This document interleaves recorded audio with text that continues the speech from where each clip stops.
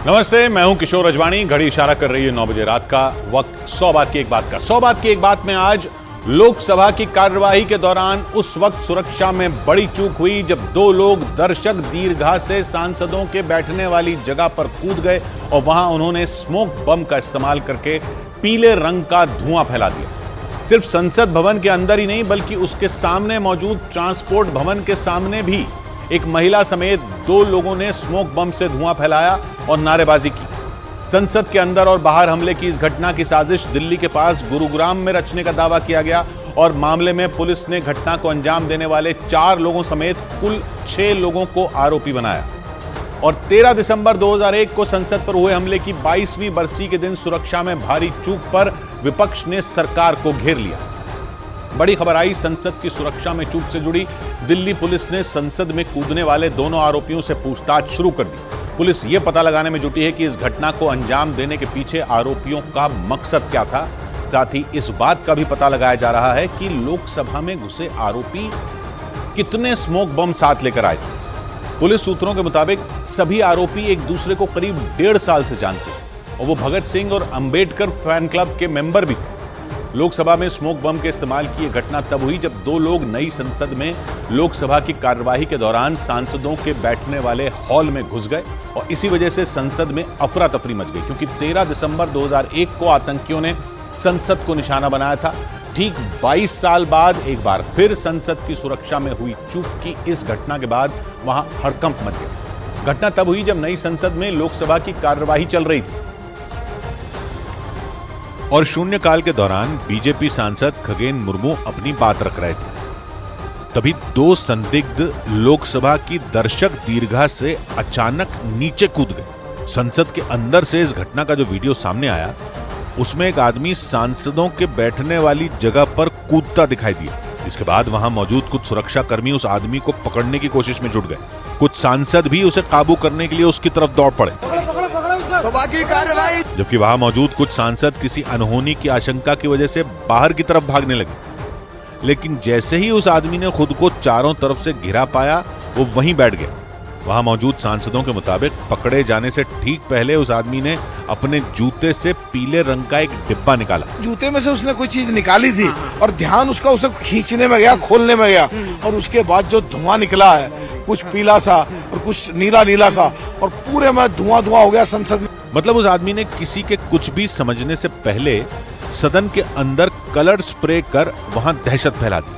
हालांकि वहां मौजूद सांसदों की मदद से उसे पकड़ लिया गया, लेकिन कलर स्प्रे से पूरे सदन के अंदर पीले रंग का धुआं फैल गया। लोकसभा की जो तस्वीरें सामने आई उनमें हर तरफ सिर्फ पीले रंग का धुआं नजर आया और उसकी वजह से लोकसभा में मौजूद सांसद खौफ से भर गए। जानकारी के मुताबिक दोनों संदिग्ध एक साथ दर्शक दीर्घा से लोकसभा में नहीं कूदे थे, बल्कि उन्होंने इसकी पूरी प्लानिंग की थी। सबसे पहले एक आदमी दर्शक दीर्घा में लगे बैरियर से लटका, फिर उसने सदन में छलांग लगा दी और उसके ठीक पीछे दूसरे आदमी ने भी सदन में छलांग लगा दी। दर्शक दीर्घा से दो लोगों के सदन में कूदने से वहां मौजूद सांसद बुरी तरह डर गए। अगले ही पल वहां मौजूद सुरक्षा कर्मी उन्हें पकड़ने के लिए चिल्लाने लगे, क्योंकि उनमें एक संदिग्ध सांसदों के बैठने वाली जगह से कूदते हुए तेजी से सीधे स्पीकर की तरफ बढ़ने लगा। उस वक्त स्पीकर की कुर्सी पर ओम बिरला नहीं बल्कि राजेंद्र अग्रवाल बैठे थे। बताया गया कि स्पीकर की कुर्सी की तरफ बढ़ने के दौरान वो आदमी जोर जोर से नारे भी लगाता रहा। दूसरा तो वहां तक पहुंचा ही नहीं। वो तो कहीं जहां से पड़ा है तो गिरा या किसी और ने। हमारे पास तो एक ही कब्जे में पकड़ा, जिसको हमने पकड़ा उसने अपने जूते में से निकाला। इस वीडियो को देखकर ऐसा लगा जैसे दोनों संदिग्ध पूरी तैयारी के साथ सदन के अंदर पहुंचे थे। जानकारी के मुताबिक दोनों आरोपियों ने दर्शक दीर्घा में लगे बैरियर को किसी तरह पार किया और फिर वहीं से उन्होंने सदन में छलांग लगा दी। पकड़े जाने से पहले उनमें एक ने वहां कलर स्प्रे किया। बताया गया कि वो उस कलर स्प्रे को अपने जूते में छिपा कर लाया था। हालांकि वक्त रहते उन दोनों संदिग्धों को सांसदों की मदद से सुरक्षा कर्मियों ने पकड़ लिया। पकड़े जाने के बाद वहां मौजूद सांसदों ने उनकी जमकर पिटाई कर दी। घटना का एक वीडियो सामने आया और उस वीडियो में लोकसभा के अंदर कई सांसद मिलकर उन दोनों संदिग्धों को बुरी तरह पीटते नजर आए, क्योंकि शून्यकाल के दौरान जिस तरीके से वो दोनों सदन में कूदे थे उससे वहां खौफ पसर गया था। एक संदिग्ध तो स्पीकर की कुर्सी की तरफ बढ़ रहा था, उसे देखकर वहां मौजूद सांसद बुरी तरह घबरा गए थे। शीतकालीन सत्र होने की वजह से घटना के वक्त लोकसभा के अंदर कई सांसद मौजूद थे और उन्हें वहां किसी बड़ी अनहोनी का डर सताने लगा था। इसी दौरान सांसद हनुमान बेनीवाल, गुरजीत सिंह औजला और वहां मौजूद दूसरे सांसदों ने घेर कर दोनों संदिग्धों को पकड़ लिया। सदन के अंदर हमारे सारे एमपी जितने साथी हैं वो पकड़ लिए दोनों को, कोई सिक्योरिटी वाले नहीं, सारे एमपी उनको पकड़ लिए। बाद में नाराज सांसदों ने तो उनकी जमकर पिटाई भी की। पिटाई का जो वीडियो सामने आया उसमें कई सांसद जमीन पर गिरे उन दोनों आदमियों को मारते दिखाई दिए। कोई उन पर थप्पड़ बरसाता रहा तो कोई उन्हें ताबड़तोड़ घूंसे मारता रहा। हालांकि बाद में दोनों आरोपियों को पुलिस के हवाले कर दिया गया। लेकिन संसद में हुई सुरक्षा चूक की इस घटना की वजह से वहां मौजूद सांसद बुरी तरह घबरा गए। हालांकि कुछ सांसदों ने हिम्मत दिखाकर दर्शक दीर्घा से लोकसभा में कूदने वाले दोनों संदिग्धों को पकड़ लिया। लेकिन इस घटना की वजह से वहां मौजूद सांसद दहशत से भर गए। कुछ सांसदों ने तो डर की वजह से वहां से बाहर की तरफ दौड़ लगा दी। पहले वो आगे वाले पिलर को लटकते रहे, लटकने के बाद में कूद पड़े, एक के पीछे दूसरा भी कूदा। कूदने के बाद में दोनों ने बेंच के ऊपर से कूदना स्टार्ट कर दिया। इस घटना के बाद तो लोकसभा के अंदर अफरा तफरी मच गई। दोनों संदिग्धों को पकड़ने के लिए सांसदों से लेकर सुरक्षा कर्मी तक दौड़ने लगे। उनमें एक संदिग्ध सांसदों की बैठने वाली जगह पर कूदते हुए आगे बढ़ने लगा। बाद में पकड़े जाने से पहले वो अपना जूता निकालने लगा। एक सेकंड को हमें झटका सा लगा कि कहीं ये जूता फेंक के मारेगा, फिर लगा चाहे मारे कम से कम वेपन हुआ और वो निकाल ले तो वो खतरनाक रहेगा। मतलब सांसदों को ये लगने लगा था कि दोनों संदिग्ध वहां कोई बड़ी वारदात कर सकते हैं। इसी वजह से घटना के बाद कई सांसदों ने संसद की सुरक्षा पर ही सवाल खड़े कर दिए। और इस बीच विजिटर गैलरी से छलांग लगाने वाले दोनों संदिग्धों की पुलिस ने पहचान कर ली। जानकारी के मुताबिक लोकसभा के अंदर स्मोक अटैक करने वाले दोनों आरोपियों के नाम सागर शर्मा और मनोरंजन है। और इन दोनों ने ही मिलकर दर्शक दीर्घा से लोकसभा में कूदकर पूरे देश में सनसनी मचा दी। और तो और आरोपियों ने पकड़े जाने से पहले वहां स्मोक अटैक भी किया। हालांकि बाद में संसद के अंदर इस दुस्साहस को अंजाम देने वाले दोनों आरोपियों की पहचान कर ली गई। इनमें एक का नाम सागर शर्मा है और वो उत्तर प्रदेश के लखनऊ का रहने वाला है, जबकि दूसरे आरोपी का नाम मनोरंजन है और उसका घर कर्नाटक के मैसूरू में है। जानकारी के मुताबिक जो संदिग्ध लोकसभा के अंदर सुरक्षा कर्मियों से बचने के लिए सांसदों की सीटों पर दौड़ रहा था वो सागर शर्मा है, जबकि दूसरा आरोपी मनोरंजन कूदने के बाद वहीं गिरा रह गया था। संसद के अंदर हुई इस घटना के बाद पुलिस की टीम फौरन कर्नाटक के मैसूरू में मौजूद मनोरंजन के घर पहुंचकर जांच में जुट गई। इसी तरह लखनऊ में भी सागर के घर की जांच पड़ताल शुरू कर दी गई। और जांच के दौरान यह बात सामने आई कि आरोपी सागर पिछले 3 महीने से लखनऊ में ई रिक्शा चलाने का काम कर रहा था। घर वालों के मुताबिक सागर दिल्ली में विरोध प्रदर्शन में शामिल होने की बात कहकर घर से निकला था।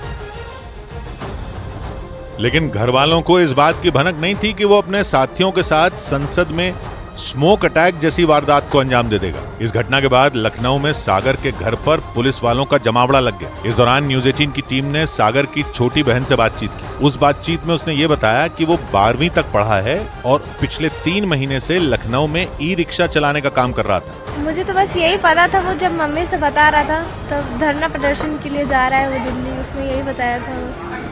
जांच के दौरान इस बात की भी जानकारी मिली कि सागर करीब 2 साल पहले काम की तलाश में बेंगलुरु गया था, लेकिन रक्षाबंधन से पहले यानी अगस्त में वो वापस आ गया था। कई दिनों तक उसने काम की तलाश की और जब काम नहीं मिला तो उसने ई रिक्शा चलाना शुरू कर दिया था। और जैसे ही संसद भवन के अंदर सुरक्षा में चूक पर हंगामा शुरू हुआ, सबका ध्यान वहां चला गया।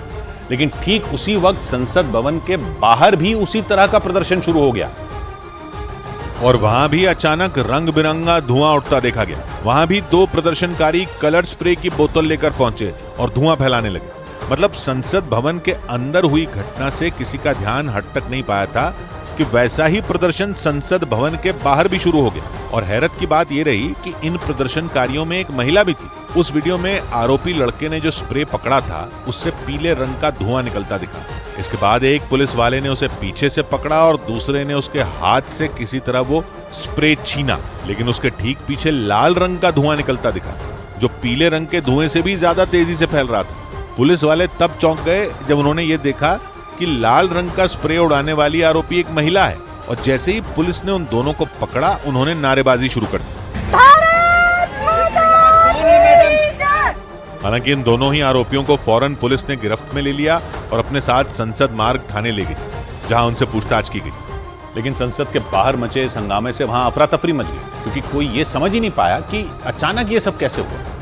आशंका जताई गई कि ये किसी बड़ी प्लानिंग का हिस्सा हो सकता है, क्योंकि एक ही वक्त पर संसद के अंदर और बाहर दोनों जगह प्रदर्शन हुए और दोनों जगहों पर कलर स्प्रे से धुआं उड़ाया गया, जिससे वहां हड़कंप मच गई। हालांकि पुलिस ने उन दोनों आरोपियों के हाथ से स्प्रे छीनकर उन्हें अपनी गिरफ्त में ले लिया और इसके बाद न्यूज़ 18 ने उस स्प्रे की बोतल को भी ढूंढ लिया। इसी के जरिए पीले रंग के स्मोक को यहाँ पर इस्तेमाल किया गया था। दो तरीके के स्मोक को, 2 कलर के स्मोक को इस्तेमाल किया गया था, एक पीले रंग के और एक लाल रंग। इस दौरान ये डर जताया जाने लगा कि उस स्प्रे में कोई हानिकारक गैस भी हो सकती है। यही वजह रही कि वहां जांच के लिए फौरन एफएसएल की टीम को भी बुला लिया गया। पार्लियामेंट स्ट्रीट के थाने के बाहर आप देखेंगे फोरेंसिक इन्वेस्टिगेशन वैन यहाँ पर पहुंची है। आप देखिए दिल्ली पुलिस क्राइम टीम यहाँ पर है। फोरेंसिक जांच के लिए आई टीम के लोगों ने उस जगह से कई सबूत इकट्ठे किए। इस दौरान फोरेंसिक विभाग के अधिकारी स्प्रे की बोतल और जमीन पर उससे निकला पाउडर भी अपने साथ ले गए, क्योंकि ये आशंका जताई गई कि उस स्प्रे में कोई खतरनाक केमिकल भी हो सकता है। इसीलिए सबूतों को अपने कब्जे में लेने के साथ ही दिल्ली पुलिस ने उन दोनों आरोपियों को भी हिरासत में ले लिया और उन दोनों को पुलिस अपने साथ संसद मार्ग थाने ले गई और बताया गया कि वहां ले जाकर उनसे पूछताछ की गई। दिल्ली पुलिस के मुताबिक पीले रंग का धुआं उड़ाने वाले आरोपी का नाम अमोल शिंदे है और उसकी उम्र 25 साल बताई गई और वो महाराष्ट्र के लातूर का रहने वाला है। उसका साथ दे रही महिला का नाम नीलम बताया गया, जो 42 साल की है, जो हरियाणा के हिसार की रहने वाली है। और फिर दिल्ली पुलिस ने इन दोनों आरोपियों के बताए गए पते पर दबिश दी ताकि इस हंगामे के पीछे असली वजह तक पहुंचा जा सके। और इस कड़ी में पुलिस की एक टीम सबसे पहले महाराष्ट्र के लातूर में मौजूद आरोपी अमोल शिंदे के घर पहुंची। जैसे ही वहां पुलिस की गाड़ी पहुंची, वहां आसपास के लोग भी जमा हो गए और जैसे ही पुलिस आरोपी अमोल शिंदे के घर में घुसी, वहां मौजूद लोग अचरज में पड़ गए। उनमें कुछ लोग तो तब तक वहीं खड़े रहे जब तक पुलिस अमोल के घर वालों से पूछताछ करती रही। और पुलिस ने सिर्फ अमोल शिंदे ही नहीं, बल्कि इस प्रदर्शन में उसका साथ देने वाली नीलम पर भी शिकंजा कसा और जब पुलिस ने उसके बारे में जानकारी जुटानी शुरू की तो सबके होश उड़ गए, क्योंकि उसका कच्चा चिट्ठा खंगालने के लिए जब पुलिस की टीम हरियाणा के जींद में मौजूद उसके घर पहुंची तो उसकी मां ने कई चौंकाने वाली बातें बताई। नीलम के घर वालों ने दावा किया कि वो इससे पहले किसान आंदोलन का हिस्सा भी रह चुकी है। बेरोजगारी का तो सर उन्होंने कई बार मुद्दा उठा लिया, जैसे यहाँ पे किसान आंदोलन में भी गई थी वो। हालांकि नीलम के घर वालों ने यह दावा किया कि नीलम उन्हें बगैर बताए हिसार से दिल्ली गई और फिर वहां इस तरह से प्रदर्शन किया। खुद नीलम ने भी गिरफ्तार होने के बाद बेरोजगारी के मुद्दे पर सरकार के खिलाफ अपना गुस्सा जताया। हम बेरोजगार हैं, हमारे माता पिता इतना काम करते हैं, मजदूर, किसान, छोटे व्यापारी, दुकानदार, लेकिन किसी की बात नहीं सुनी जाती। हालांकि इस दौरान आरोपी नीलम ने यह दावा भी किया कि वो किसी संगठन से नहीं जुड़ी और उसने ये प्रदर्शन सिर्फ सरकार का ध्यान लगातार बढ़ती बेरोजगारी की तरफ खींचने के लिए ही किया। लेकिन दिल्ली पुलिस के सूत्रों का दावा है कि संसद के अंदर और बाहर हुई इस घटना की पूरी साजिश दिल्ली के नजदीक हरियाणा के गुरुग्राम में रची गई। पुलिस के सूत्रों के मुताबिक इस पूरी साजिश में 4 नहीं बल्कि 6 लोग शामिल हैं और पुलिस सूत्रों का दावा है कि उन्हीं 6 लोगों ने मिलकर गुरुग्राम के सेक्टर 7 में मौजूद इस घर में संसद के अंदर और बाहर प्रदर्शन करने की पूरी प्लानिंग की थी। ये घर विक्की शर्मा नाम के आदमी का बताया गया और दावा है कि इस घटना में शामिल 4 आरोपी सागर शर्मा, मनोरंजन, अमोल और नीलम उसके दोस्त हैं और घटना से पहले सभी आरोपी इसी घर में रुके थे। जिन लोगों ने प्रोटेस्ट किया संसद भवन के अंदर और बाहर, वो सभी लोग इसी मकान के अंदर रुके थे और यहीं से वो दिल्ली गए थे। इस घटना के बाद दिल्ली पुलिस ने विकी को हिरासत में ले लिया। पुलिस के मुताबिक इस पूरी साजिश में 6 लोग शामिल थे। 4 लोगों ने संसद के अंदर और बाहर इस घटना को अंजाम दिया। 5वां विकी शर्मा, जबकि इनका 6ठा साथी ललित पुलिस की पहुंच से दूर है। हालांकि लगातार उसकी तलाश की जा रही है। लेकिन इस बीच ये सवाल सबके दिमाग में घूमने लगा कि आखिर देश की सबसे अहम इमारतों में एक संसद भवन में ये आरोपी घुसे कैसे, क्योंकि संसद भवन में तो सुरक्षा के इतने चाक चौबंद इंतजाम होते हैं कि बगैर इजाजत वहां परिंदा भी पर नहीं मार सकता। लेकिन फिर भी इन आरोपियों ने संसद भवन के अंदर और बाहर दोनों जगह एक से तरीके से प्रदर्शन किया, जिसने पूरे देश को हिलाकर रख दिया। ऐसा इसलिए क्योंकि संसद भवन की सुरक्षा 3 लेयर यानी 3 चरणों में होती है। इस सुरक्षा घेरे में सीआरपीएफ के जवान, दिल्ली पुलिस और संसद की अपनी सुरक्षा टीम होती है। ये जवान अलग अलग लेयर में तैनात रहते हैं। सुरक्षा की पहली परत संसद भवन के गेट से शुरू होती है। वहां जैसे ही कोई गाड़ी आकर रुकती है, उसकी अच्छी तरह से तलाशी ली जाती है। इस दौरान उस गाड़ी की मार्किंग कर दी जाती है, मतलब उसके बाद वो गाड़ी संसद भवन के अंदर जहां जहां जाएगी उसकी पूरी जानकारी सुरक्षा में लगी टीम के पास होगी। दूसरी परत में जवान संसद भवन के अंदर जाने वाले लोगों से एंट्री पास चेक करते हैं। इस दौरान लोगों के सामान की भी तलाशी ली जाती है। साथ ही वहां आने वाले लोगों के आधार कार्ड भी चेक किए जाते हैं। इसके बाद बारी आती है तीसरी लेयर की। इसके लिए खास तौर पर संसद भवन के अंदर करीब 1500 से 2000 जवान तैनात होते हैं। उनका काम ही यही है कि वो संसद भवन के अंदर होने वाली हर हलचल पर पैनी नजर बनाकर रखें। मतलब संसद भवन के अंदर घुसना और वहां इस तरह से हंगामा करना कोई बच्चों का खेल नहीं है, क्योंकि दिल्ली के जिस इलाके में संसद भवन है वो दिल्ली के, या यूं कहें कि देश के सबसे सुरक्षित इलाकों में एक माना जाता है। ये वो इलाका है जहां से देश के राष्ट्रपति और प्रधानमंत्री समेत कई बड़े मंत्री और सांसद रोजाना गुजरते हैं। और जब संसद का सत्र होता है तो वहां सुरक्षा कई गुना बढ़ा दी जाती है। इसीलिए ये आशंका जताई जा रही है कि ये प्रदर्शन यूं ही नहीं हुआ, बल्कि इसके पीछे बड़ी प्लानिंग हो सकती है, क्योंकि सुरक्षा का ये घेरा सिर्फ संसद भवन के अंदर काम नहीं करता, बल्कि उस इमारत के कई किलोमीटर के दायरे में सिक्योरिटी में जवान लगाए जाते हैं। संसद भवन के अंदर और बाहर के हिस्से में करीब 500 से ज्यादा सीसीटीवी कैमरे लगाए गए हैं, जो 24 घंटे वहां नजर बनाकर रखते हैं। और मान लीजिए कि कोई इन्हें चकमा देकर दीवार फांदने की कोशिश करे, तब भी वहां लगी कांटेदार जाली में उसका फंसना तय है। वहीं अगर कोई मेन गेट से घुसने की कोशिश करे तो वहां सीआरपीएफ और दिल्ली पुलिस के जवान तैनात होते हैं। संसद का सुरक्षा सिस्टम इतना मजबूत है कि हर 1.5 मिनट में सुरक्षा का अपडेट सचिवालय को दिया जाता है। यहां तक कि मंत्रियों को भी तभी अंदर आने की इजाजत मिलती है जब उनके पास अपने विशेष एंट्री कार्ड हो, जिसका सीधा मतलब यह हुआ कि ये कोई अचानक हुआ प्रदर्शन नहीं था, बल्कि इसके लिए बहुत लंबी रेकी की गई और इसके बाद ऐसे रास्ते को चुना गया जो सुरक्षा में लगी टीम के पकड़ में ना आ पाए। और संसद में हुई इस घटना के बाद लोकसभा स्पीकर ओम बिरला ने इसे चिंता का विषय बताया। जानकारी के मुताबिक ये घटना दोपहर करीब 1 बजे हुई और उस वक्त स्पीकर की कुर्सी पर ओम बिरला नहीं बल्कि राजेंद्र अग्रवाल बैठे थे और वो ही लोकसभा की कार्यवाही को आगे बढ़ा रहे थे। लेकिन तभी दर्शक दीर्घा से 2 संदिग्ध लोकसभा में कूद गए। मामले की गंभीरता को देखते हुए राजेंद्र अग्रवाल ने फौरन सदन की कार्यवाही को 2 बजे तक के लिए स्थगित कर दिया। 1 घंटे बाद लोकसभा की कार्यवाही एक बार फिर शुरू हुई। इस बार स्पीकर की कुर्सी पर खुद ओम बिरला दिखाई दिए और उन्होंने लोकसभा में हुई इस घटना पर चिंता जाहिर की। धुएं की कोई ऐसी चिंता का विषय नहीं, उसकी प्रारंभिक ठीक से जांच कर ली गई है। बाद में ओम बिरला ने यह भी जानकारी दी कि लोकसभा में कूदने वाले दोनों संदिग्धों को गिरफ्तार कर लिया गया। दिल्ली पुलिस को जांच के आदेश दे दिए गए। हालांकि उन्होंने इस बात की भी जानकारी दी कि सदन के अंदर जो धुआं था वो नुकसानदेह नहीं था, सिर्फ सनसनी फैलाने के लिए कलर स्प्रे किया गया था। लेकिन सुरक्षा में हुई इस चूक पर सियासी हंगामा खड़ा होने में भी देर नहीं लगी। देश की संसद के इतिहास में ऐसा पहली बार हुआ जब सुरक्षा चक्र को भेदकर कोई सांसदों के बैठने की जगह तक पहुंच गया हो।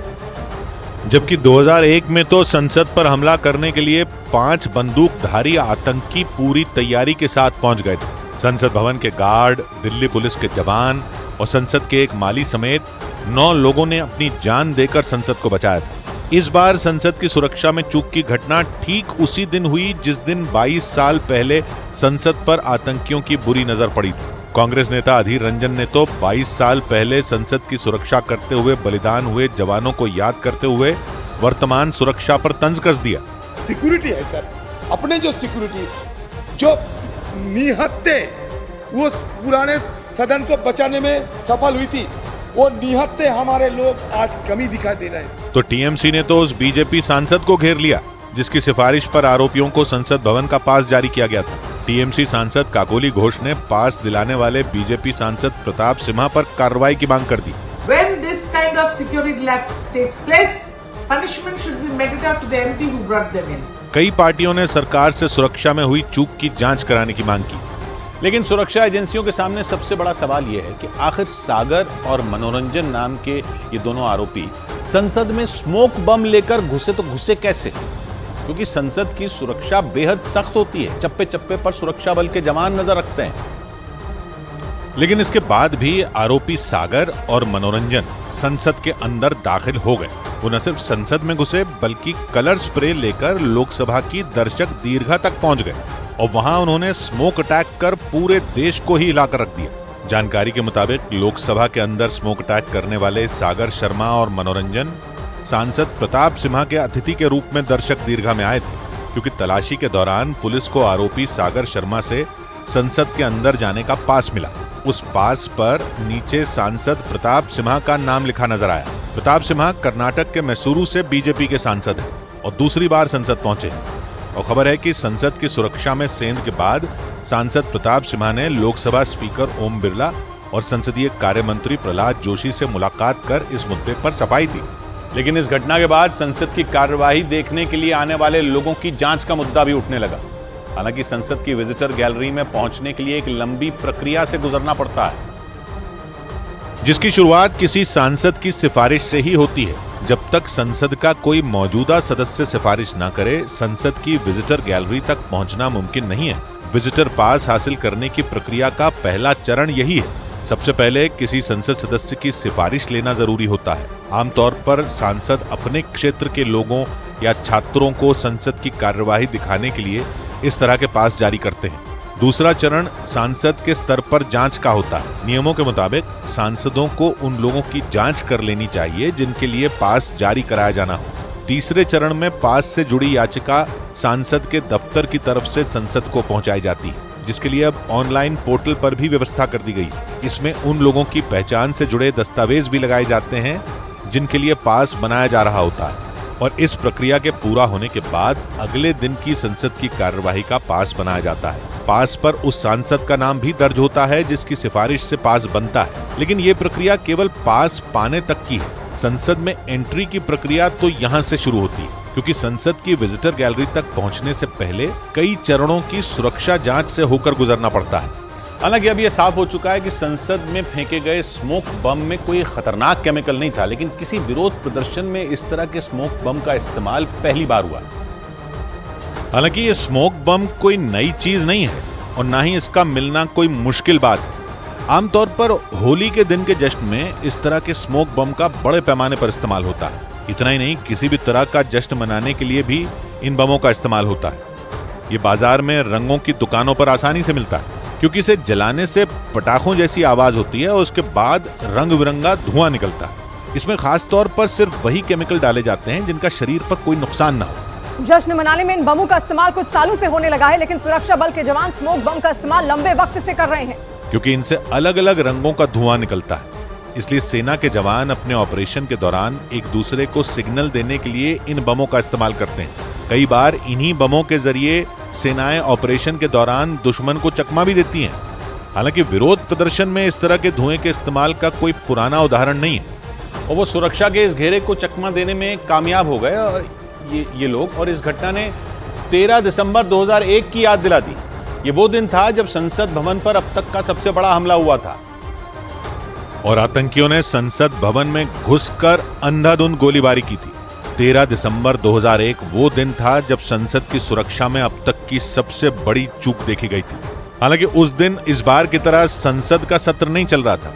उस वक्त लोकसभा और राज्यसभा स्थगित थी और तब के प्रधानमंत्री अटल बिहारी वाजपेयी समेत कांग्रेस नेता सोनिया गांधी भी संसद से जा चुकी थी। लेकिन सुबह करीब 11:45 पर एक सफेद कार गृह मंत्रालय के स्टिकर के साथ संसद भवन में घुसी और उस कार से उतरे 5 आतंकवादियों ने अंधाधुंध फायरिंग कर दी थी। और पुलिस के मुताबिक वो अपने साथ AK-47, ग्रेनेड, पिस्टल और हथियारों का बहुत बड़ा जखीरा लेकर आए थे, क्योंकि वो ये अच्छी तरह से जानते थे कि उन्हें बहुत मजबूत सुरक्षा घेरे को भेदना होगा। हालांकि पहली गोली चलते ही संसद का सुरक्षा कवच सक्रिय हो गया था और वहां तैनात जवानों ने उन आतंकियों को चारों तरफ से घेर लिया था और फिर उन आतंकियों को ढेर करने के लिए संसद की सुरक्षा में लगे जवानों ने करीब 45 मिनट तक बिना रुके ऑपरेशन चलाया था, जिसके बाद पूरे संसद भवन में हड़कंप मच गया था। क्योंकि जब वहां दोनों तरफ से गोलियां दागी जा रही थीं, उस वक्त भी करीब 100 से ज्यादा VIP संसद भवन के अंदर मौजूद थे और दोनों तरफ से होती गोलीबारी के बीच उनकी जान हलक में थी, क्योंकि किसी को नहीं पता था कि आतंकियों का अगला कदम क्या हो सकता है। हालांकि इस दौरान सुरक्षा में लगे जवानों ने अपना पूरा दम लगा दिया था और फिर वो तभी रुके जब अंधाधुंध गोलियां चलाने वाले वो पांचों आतंकी ढेर हो गए। लेकिन उस भीषण हमले में संसद भवन की सुरक्षा में लगे 9 जवानों की भी शहादत हो गई थी। जानकारी के मुताबिक संसद पर हमला करने वाले आतंकी लश्कर-ए-तैयबा और जैश-ए-मोहम्मद से थे। हालांकि बाद में इस हमले के मास्टरमाइंड अफजल गुरु को भी पकड़ लिया गया था और उसे 2013 में फांसी दे दी गई थी। और 22 साल पहले हुए उसी हमले की याद में संसद में कार्यवाही शुरू होने से पहले शहीदों को श्रद्धांजलि दी गई। इस दौरान प्रधानमंत्री मोदी और उपराष्ट्रपति जगदीप धनखड़ भी वहां मौजूद रहे और उन्होंने 22 साल पहले यानी 13 दिसंबर 2001 को संसद भवन में हुए हमले के दौरान शहीद हुए जवानों को श्रद्धांजलि दी। इस दौरान सीआरपीएफ के जवानों ने उस हमले में जान गंवाने वाले अपने साथियों को सलामी दी।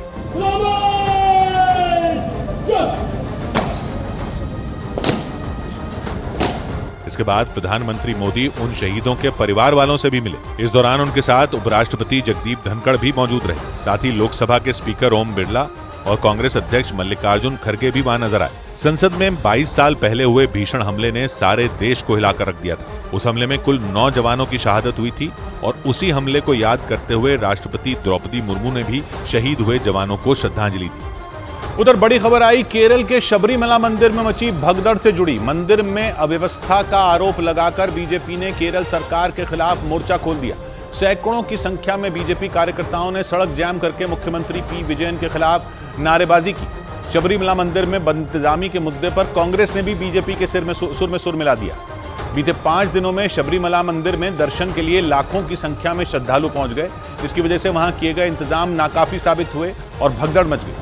भीड़ की वजह से तमाम तीर्थयात्री शबरीमला मंदिर और भगवान अयप्पा का दर्शन किए बिना ही लौटने को मजबूर हो गए। और शबरीमला मंदिर में फैली इसी अव्यवस्था के बीच एक छोटे बच्चे का वीडियो सोशल मीडिया पर वायरल हो गया।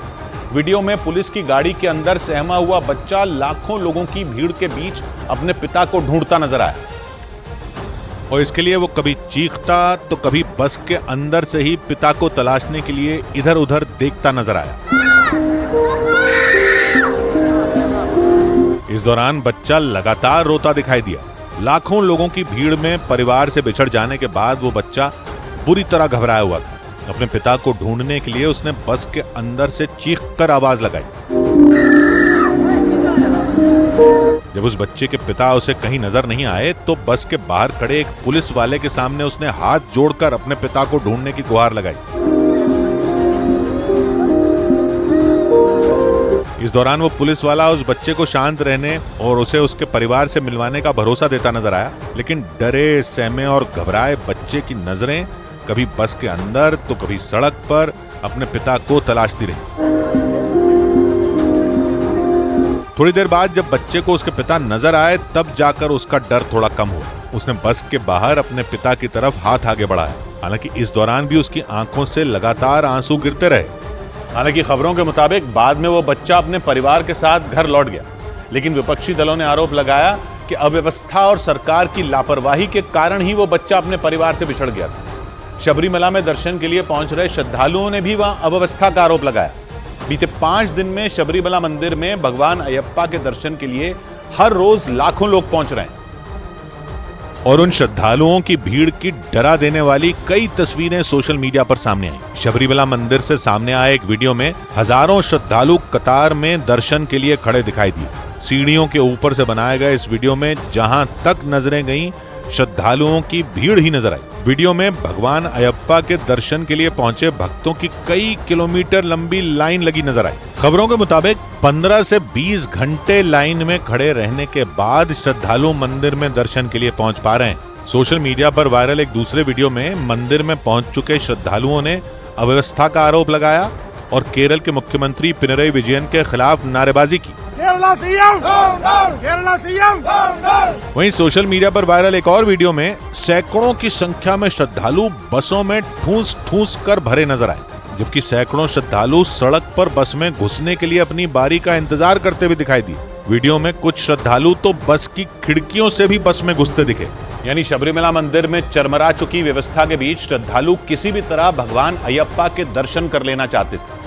राज्य सरकार ने सफाई दी कि अनुमानित संख्या से ज्यादा श्रद्धालुओं के आने से अव्यवस्था फैल गई, जबकि विपक्ष ने मुख्यमंत्री पी विजयन पर शबरीमला मंदिर के साथ भेदभाव करने का आरोप लगा दिया। क्योंकि वहां से सामने आ रही श्रद्धालुओं की तस्वीरों ने विपक्ष को केरल सरकार को घेरने का एक बड़ा मौका दे दिया। इसी मुद्दे पर एक रोज पहले केरल के कांग्रेस सांसदों ने संसद भवन के परिसर में विरोध प्रदर्शन भी किया था। खबरों के मुताबिक बीते 5 दिन में शबरीमला में दर्शन के लिए इतने श्रद्धालु पहुंच गए कि सारी व्यवस्था चरमरा गई, जिसकी वजह से श्रद्धालुओं को दर्शन के लिए 15 से 20 घंटे तक लाइन में लगना पड़ रहा है। और इतना ही नहीं, पिछले हफ्ते तो बदइंतजामी के बीच सीढ़ियों के पास भीड़ बेकाबू हो गई थी। 4 दिन पहले खबर आई कि मंदिर की भीड़ में दर्शन का इंतजार कर रही 11 साल की एक लड़की की मौत भी हो गई थी।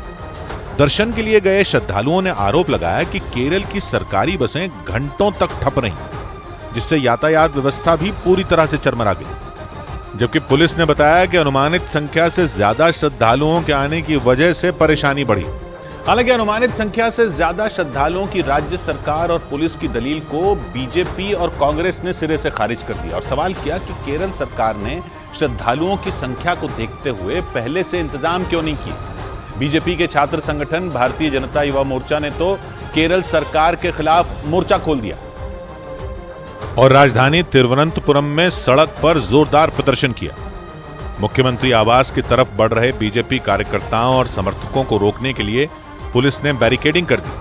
प्रदर्शनकारियों ने लोहे की बैरिकेडिंग को धक्के देकर गिराने की कोशिश की। हालांकि वो उसमें कामयाब नहीं हो सके। इसके बाद प्रदर्शनकारियों को वहां से हटाने के लिए पुलिस की टीम ने उन पर पानी की बौछार कर दी। इससे नाराज बीजेपी का एक कार्यकर्ता पानी की बौछार करने वाली पुलिस की गाड़ी की तरफ बेहद गुस्से में बढ़ा। हालांकि उसके साथियों ने उसे पकड़ा और पीछे ले गए। शबरीमला मंदिर में अव्यवस्था का आरोप लगाकर प्रदर्शन कर रहे कुछ बीजेपी कार्यकर्ता बैरिकेडिंग पर चढ़कर नारेबाजी करने लगे।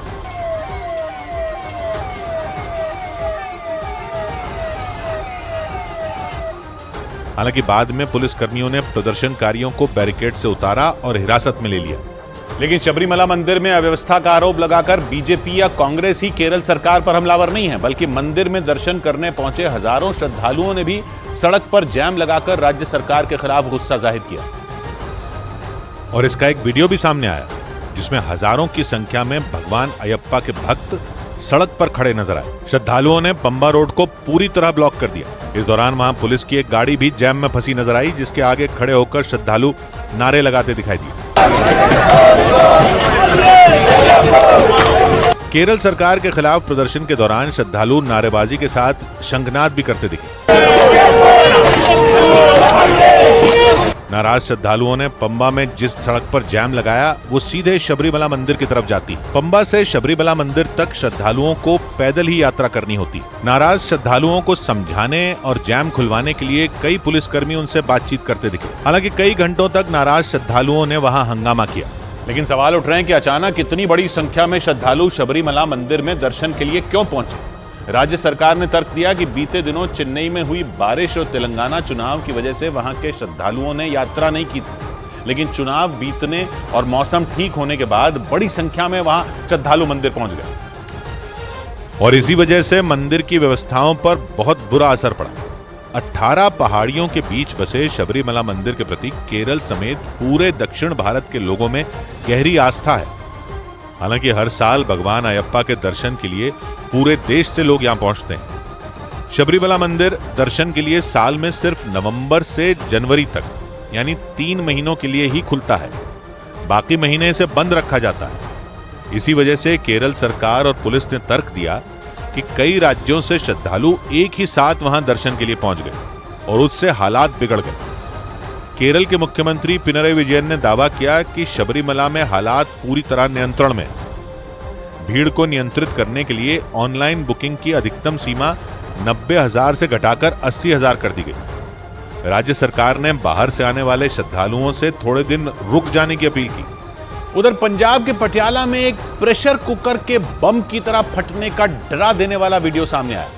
यह घटना उस वक्त हुई जब उस घर के रसोई घर में 2 महिलाएं मौजूद थीं और खाना बना रही थीं और तभी अचानक वो प्रेशर कुकर बम की तरह फट गया। जो वीडियो सामने आया उसमें 2 महिलाएं उस रसोई में खाना बनाती नजर आईं। इस दौरान वहां एक बच्चा भी खेलता दिखाई दिया। वो महिलाएं उस कुकर में सरसों का साग पका रही थी। तभी अचानक उस कुकर में जोरदार धमाका हो गया। धमाका इतना तेज था कि उस कुकर के फटते ही उस रसोई की छत टूट गई और पूरी रसोई में धुआं भर गया। उसको देखकर वो दोनों महिलाएं उस रसोई से दूर आ गईं और उस बच्चे को भी वहां से हटा दिया। इस दौरान वहां एक आदमी भी बैठा हुआ था और वो ब्लास्ट होते ही खड़ा हो गया और थोड़ी देर तक तो उसे समझ ही नहीं आया कि आखिर हुआ क्या। उसके बाद वो भागकर रसोई में गया और वहां हुए नुकसान को देखने लगा। वहीं उस धमाके की आवाज सुनकर उस घर की ऊपर वाली मंजिल से उतरकर एक दूसरा आदमी भी नीचे आ गया और जब उसने वो नजारा देखा तो उसके भी होश उड़ गए, क्योंकि उस प्रेशर कुकर के फटने से इतना भयंकर धमाका हुआ कि वहां खड़े लोगों की जान बाल बाल बची।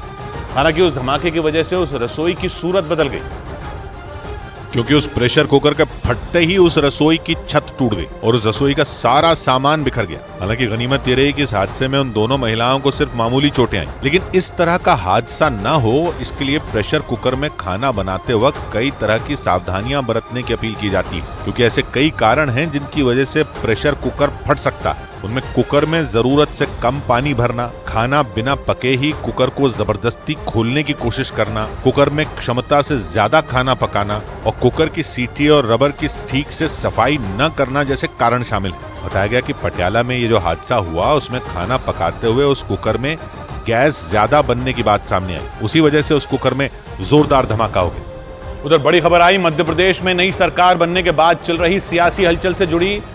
मध्य प्रदेश में नई सरकार बनने के बाद शिवराज समर्थक भावुक हो गए। शपथ ग्रहण के बाद शिवराज जब बाहर निकले तो उन्होंने उनकी गाड़ी को आगे ही नहीं बढ़ने दिया, उन्हें रोककर मामा मामा के नारे लगाने लगे। मध्य प्रदेश में शिवराज सिंह करीब 18 साल तक मुख्यमंत्री रहे और इस बार भी उन्हें मुख्यमंत्री पद की रेस में सबसे आगे कहा जा रहा था, लेकिन वो मुख्यमंत्री नहीं बने और भोपाल के लाल परेड ग्राउंड में मोहन यादव ने मध्य प्रदेश के नए मुख्यमंत्री की शपथ ली। शपथ ग्रहण में शिवराज सिंह चौहान भी शामिल हुए, लेकिन कार्यक्रम खत्म होने के बाद जैसे ही शिवराज बाहर निकले समर्थकों ने शिवराज की गाड़ी को घेर लिया और इतनी भीड़ जुट गई कि शिवराज की गाड़ी आगे ही नहीं बढ़ पाई, क्योंकि लोगों ने उनकी गाड़ी को घेर लिया। वो शिवराज को देखने, उनसे हाथ मिलाने के लिए बेताब दिखे और इसी बीच कुछ समर्थकों ने भावुक करने वाली बात कह दी और उम्मीद जताई कि शिवराज एक बार फिर मध्य प्रदेश की कमान संभालेंगे।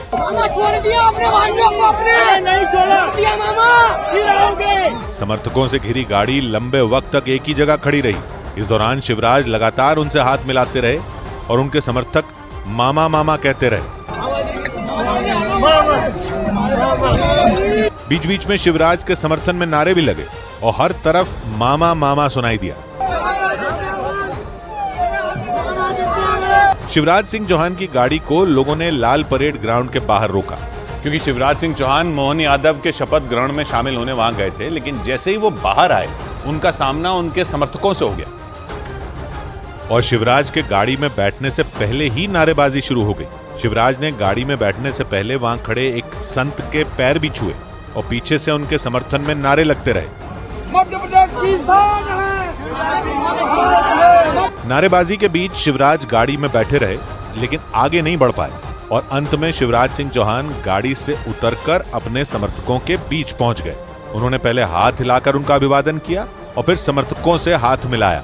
इस बीच लोगों में शिवराज के साथ सेल्फी लेने की होड़ मच गई। एक शख्स तो सेल्फी लेते लेते गिर भी गया, लेकिन इस सारी हलचल के बीच मामा मामा के नारे लगना बंद नहीं हुए।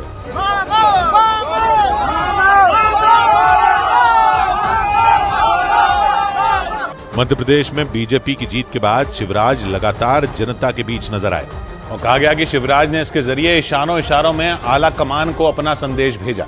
हालांकि शिवराज ने मोहन यादव के नाम के ऐलान से पहले ही कह दिया था कि वो मध्य प्रदेश में मुख्यमंत्री पद के दावेदार नहीं है, लेकिन शिवराज समर्थकों ने इसकी उम्मीद नहीं छोड़ी और मोहन यादव के मुख्यमंत्री बनने के बाद भी शिवराज के समर्थन में खड़े रहे।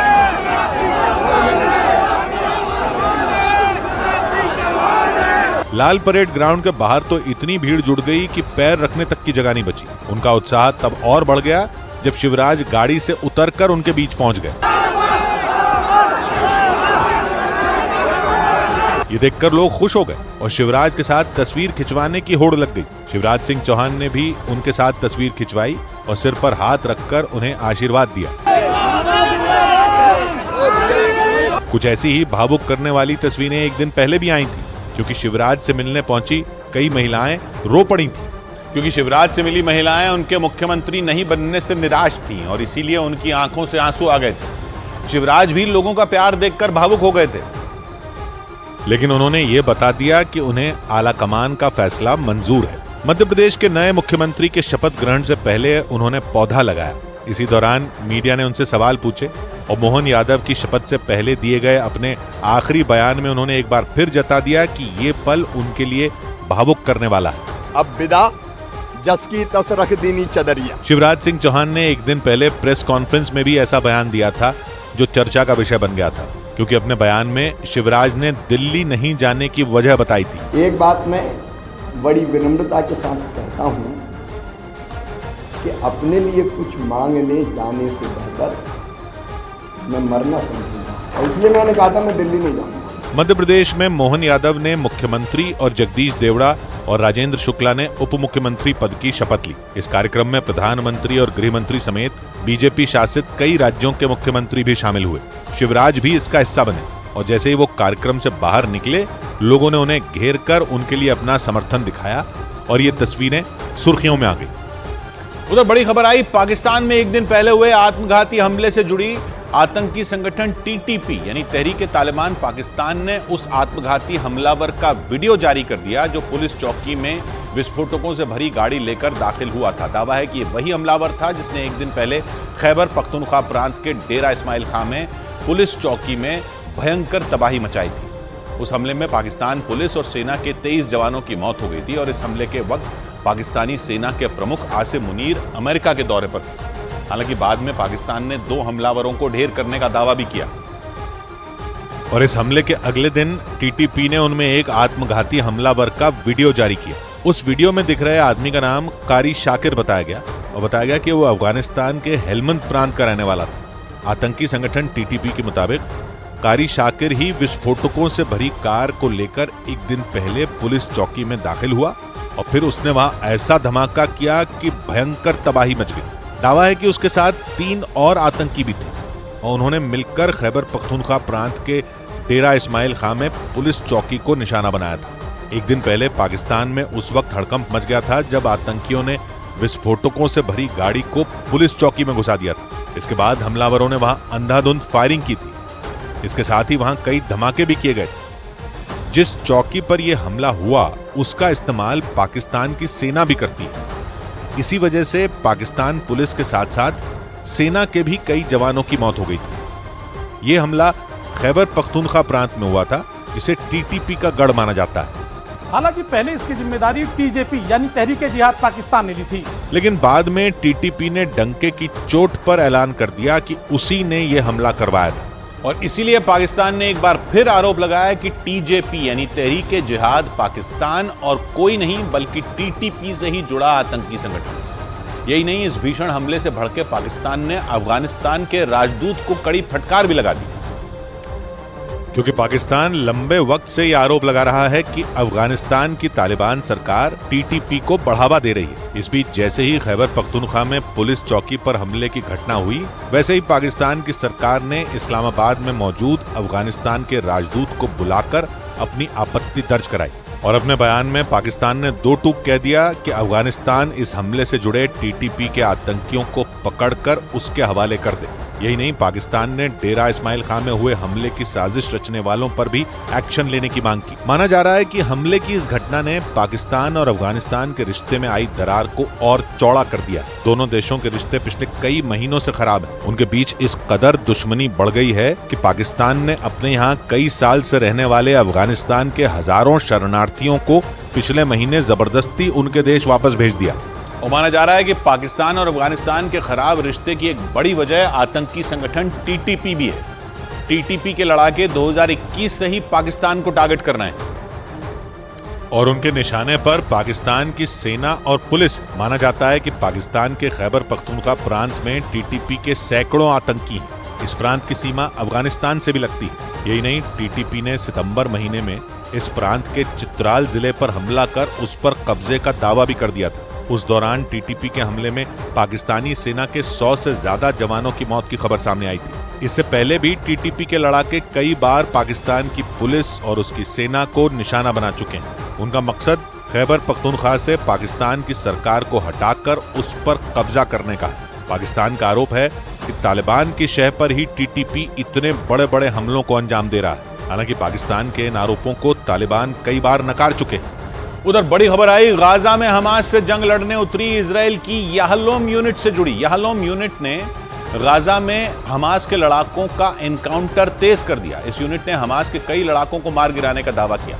इजराइल की सेना ने जानकारी दी कि उसकी याहलोम यूनिट ने ताजा एनकाउंटर उत्तरी गाजा में हमास का मजबूत ठिकाना माने जाने वाले शुजैया इलाके में किया और हमास के 2 लड़ाकों को मार गिराया। और सबूत के तौर पर इस एनकाउंटर का वीडियो भी जारी किया गया, क्योंकि इजराइल के मुताबिक हमास के लड़ाके सुरंगों में छिपकर बैठे हैं और इजराइल की सेना की याहलोम यूनिट को सुरंगों में जंग लड़ने में माहिर माना जाता है।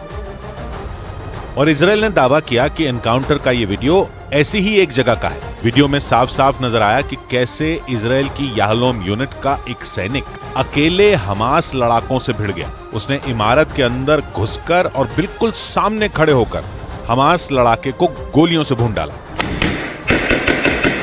यानी इजराइल ने इस बार एक हमास लड़ाके के लाइव इनकाउंटर का वीडियो जारी कर दिया। इस वीडियो में कई ऐसे मौके आए जब देखने वाले चौंक जाएं, क्योंकि उस हमास लड़ाके को मारने के लिए अंदर घुसे सैनिक को अंदाजा नहीं था कि दुश्मन कहां छिपा है, लेकिन उसने खतरा मोल लिया और दबे पांव अंदर घुसा, क्योंकि अंदर से लगातार गोलियां चल रही थी। लेकिन याहलोम यूनिट के लड़ाके ने गोलियों की परवाह नहीं की।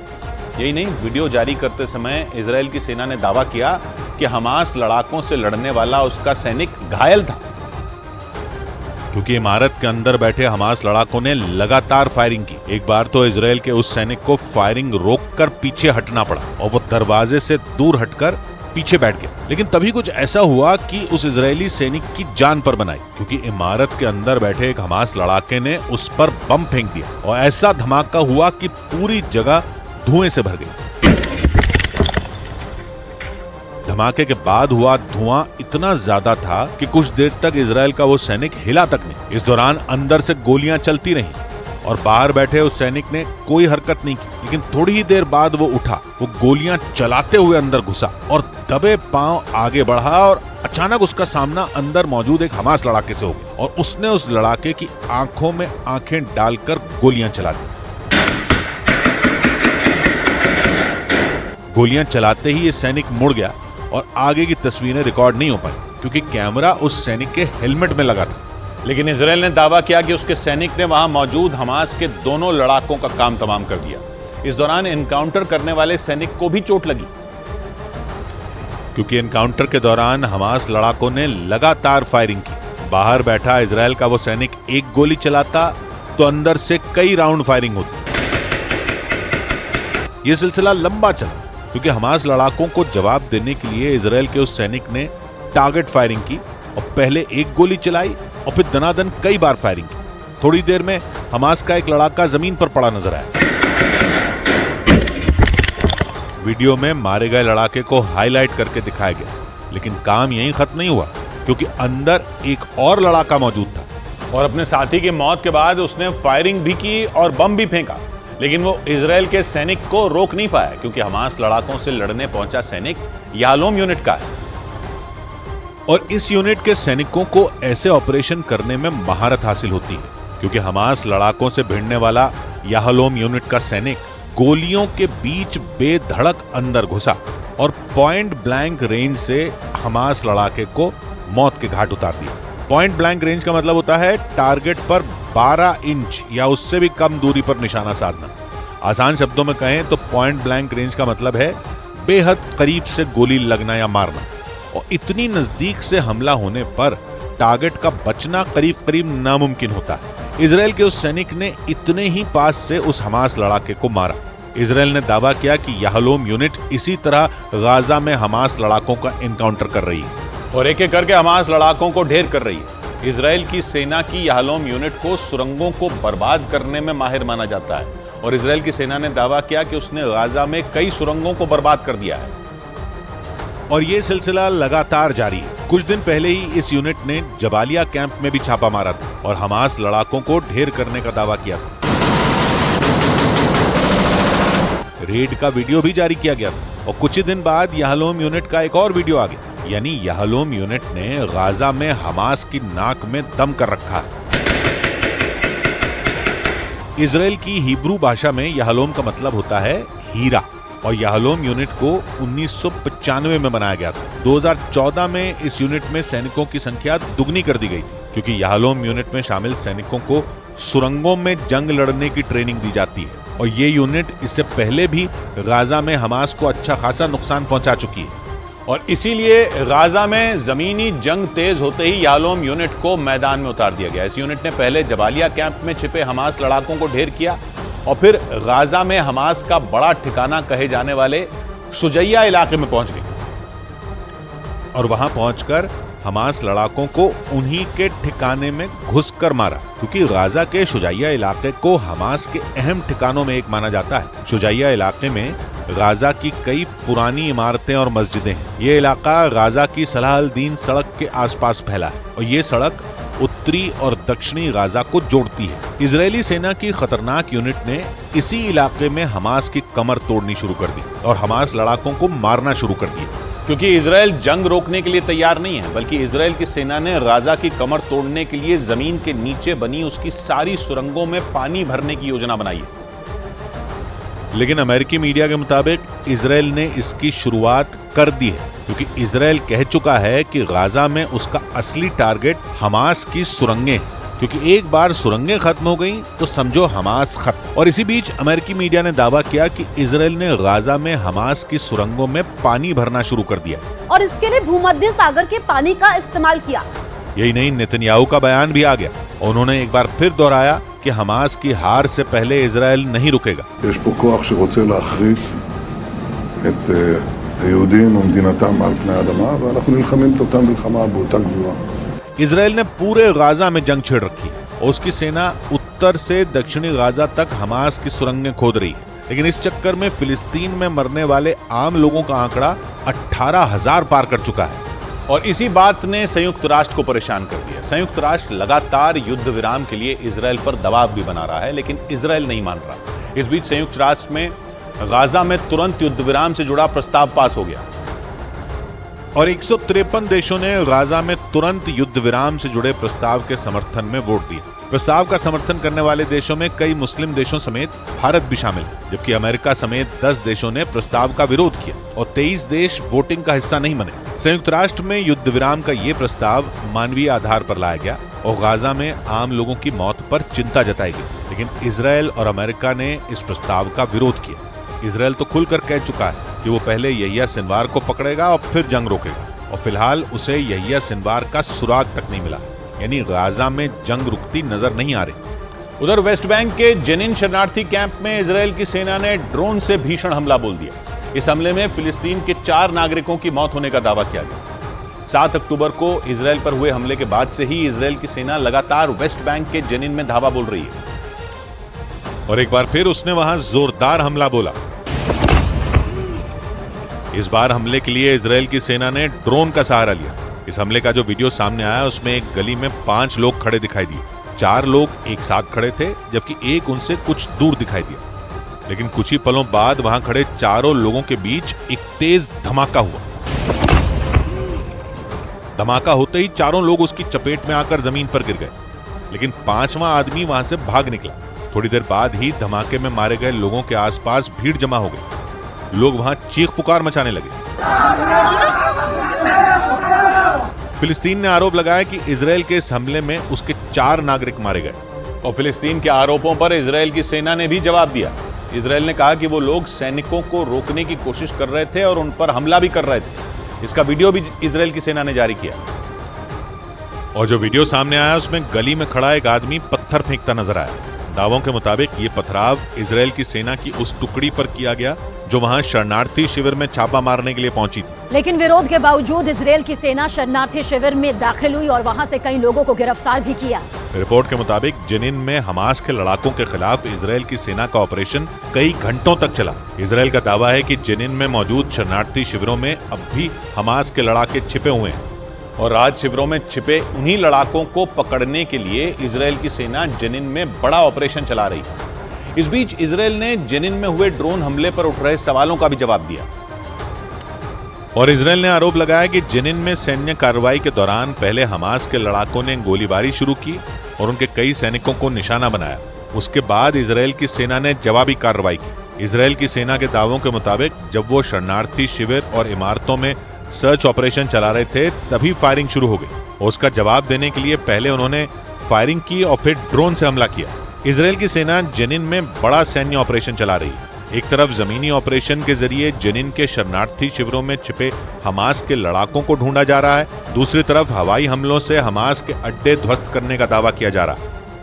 उधर उड़ीसा के संबलपुर में 8 घंटे की कड़ी मशक्कत के बाद बोरवेल में फंसी एक बच्ची को बाहर निकाल लिया गया। बताया गया कि वो बोरवेल काफी समय से बंद पड़ा था और इसीलिए उस बोरवेल में बच्ची के फंसने की खबर ने सबको चौंका दिया और उस बोरवेल के पास लोगों की भीड़ जमा हो गई। इसकी जो तस्वीरें सामने आई उनमें रेस्क्यू टीम जमीन खोदने वाली मशीन की मदद से उस बोरवेल के पास खुदाई करती दिखी। इस दौरान उस बच्ची की सही लोकेशन पता लगाने और उसकी सलामती के बारे में जानने के लिए उस बोरवेल में कैमरा भी डाला गया। तस्वीरों में रेस्क्यू टीम के कुछ लोग उस बोरवेल में कैमरा डालते दिखे, जबकि एक आदमी टॉर्च से उस बोरवेल में रोशनी करता दिखाई दिया ताकि वो कैमरा सही जगह डाला जा सके। उसके बाद जो तस्वीरें आई उनमें वो बच्ची उस संकरे बोरवेल के अंदर फंसी नजर आई।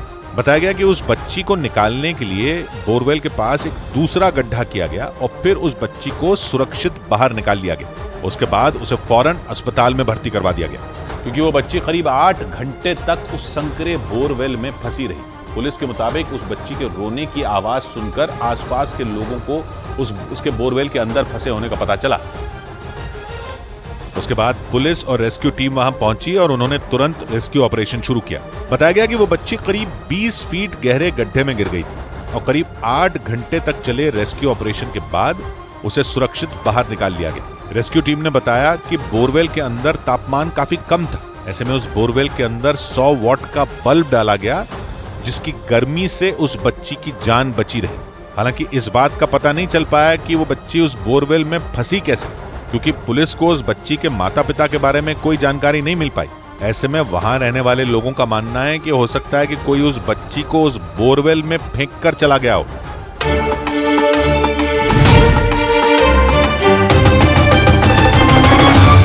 It's time to break free. Break away to the greens. Stop. Start again and just let it all go. With JK Tyre's Ranger 80. JK Tyre, total control.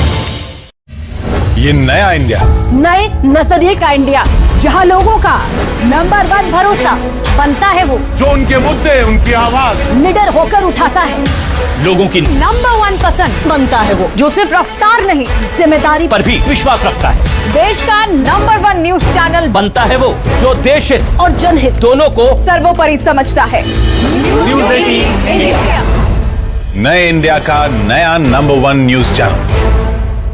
It's time to break free. Break away to the greens. Stop. Start again and just let it all go. With JK Tyre's Ranger 80. JK Tyre, total control. बड़ी खबर आई संसद की सुरक्षा में चूक से जुड़ी। Delhi police ने संसद में कूदने वाले दोनों आरोपियों से पूछताछ शुरू कर दी। पुलिस ये पता लगाने में जुटी है कि इस घटना को अंजाम देने के पीछे आरोपियों का मकसद क्या था। साथ ही इस बात का भी पता लगाया जा रहा है कि लोकसभा में घुसे आरोपी कितने स्मोक बम साथ लेकर आए थे। पुलिस सूत्रों के मुताबिक सभी आरोपी एक दूसरे को करीब 1.5 साल से जानते थे और वो भगत सिंह और अंबेडकर फैन क्लब के मेंबर भी थे। लोकसभा में स्मोक बम के इस्तेमाल की यह घटना तब हुई जब 2 लोग नई संसद में लोकसभा की कार्यवाही के दौरान सांसदों के बैठने वाले हॉल में घुस गए और इसी वजह से संसद में अफरा तफरी मच गई, क्योंकि 13 दिसंबर 2001 को आतंकियों ने संसद को निशाना बनाया था। ठीक 22 साल बाद एक बार फिर संसद की सुरक्षा में हुई चूक की इस घटना के बाद वहां हड़कंप मच गया। घटना तब हुई जब नई संसद में लोकसभा की कार्यवाही चल रही थी और शून्यकाल के दौरान बीजेपी सांसद खगेन मुर्मू अपनी बात रख रहे थे।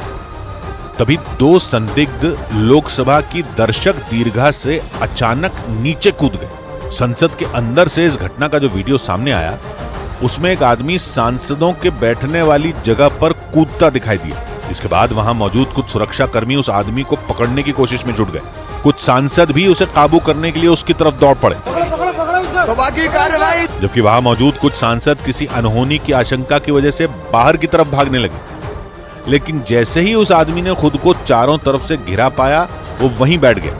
वहां मौजूद सांसदों के मुताबिक पकड़े जाने से ठीक पहले उस आदमी ने अपने जूते से पीले रंग का एक डिब्बा निकाला। जूते में से उसने कोई चीज निकाली थी और ध्यान उसका उसे खींचने में गया, खोलने में गया, और उसके बाद जो धुआं निकला है, कुछ पीला सा और कुछ नीला नीला सा, और पूरे में धुआं धुआं हो गया संसद में। मतलब उस आदमी ने किसी के कुछ भी समझने से पहले सदन के अंदर कलर स्प्रे कर वहां दहशत फैला दी। हालांकि वहां मौजूद सांसदों की मदद से उसे पकड़ लिया गया, लेकिन कलर स्प्रे से पूरे सदन के अंदर पीले रंग का धुआं फैल गया। लोकसभा की जो तस्वीरें सामने आई, उनमें हर तरफ सिर्फ पीले रंग का धुआं नजर आया, और उसकी वजह से लोकसभा में मौजूद सांसद खौफ से भर गए। जानकारी के मुताबिक दोनों संदिग्ध एक साथ दर्शक दीर्घा से लोकसभा में नहीं कूदे थे, बल्कि उन्होंने इसकी पूरी प्लानिंग की थी। सबसे पहले एक आदमी दर्शक दीर्घा में लगे बैरियर से लटका, फिर उसने सदन में छलांग लगा दी, और उसके ठीक पीछे दूसरे आदमी ने भी सदन में छलांग लगा दी। दर्शक दीर्घा से दो लोगों के सदन में कूदने से वहां मौजूद सांसद बुरी तरह डर गए। अगले ही पल वहां मौजूद सुरक्षा कर्मी उन्हें पकड़ने के लिए चिल्लाने लगे, क्योंकि उनमें एक संदिग्ध सांसदों के बैठने वाली जगह से कूदते हुए तेजी से सीधे स्पीकर की तरफ बढ़ने लगा। उस वक्त स्पीकर की कुर्सी पर ओम बिरला नहीं, बल्कि राजेंद्र अग्रवाल बैठे थे। बताया गया कि स्पीकर की कुर्सी की तरफ बढ़ने के दौरान वो आदमी जोर जोर से नारे भी लगाता रहा। दूसरा तो वहां तक पहुंचा ही नहीं, वो तो कहीं जहां से पड़ा है तो गिरा या किसी और ने। हमारे पास तो एक ही कब्जे में पकड़ा, जिसको हमने पकड़ा उसने अपने जूते में से निकाला। इस वीडियो को देखकर ऐसा लगा जैसे दोनों संदिग्ध पूरी तैयारी के साथ सदन के अंदर पहुंचे थे। जानकारी के मुताबिक दोनों आरोपियों ने दर्शक दीर्घा में लगे बैरियर को किसी तरह पार किया, और फिर वहीं से उन्होंने सदन में छलांग लगा दी। पकड़े जाने से पहले उनमें एक ने वहां कलर स्प्रे किया। बताया गया कि वो उस कलर स्प्रे को अपने जूते में छिपा कर लाया था। हालांकि वक्त रहते उन दोनों संदिग्धों को सांसदों की मदद से सुरक्षा कर्मियों ने पकड़ लिया। पकड़े जाने के बाद वहां मौजूद सांसदों ने उनकी जमकर पिटाई कर दी। घटना का एक वीडियो सामने आया, और उस वीडियो में लोकसभा के अंदर कई सांसद मिलकर उन दोनों संदिग्धों को बुरी तरह पीटते नजर आए,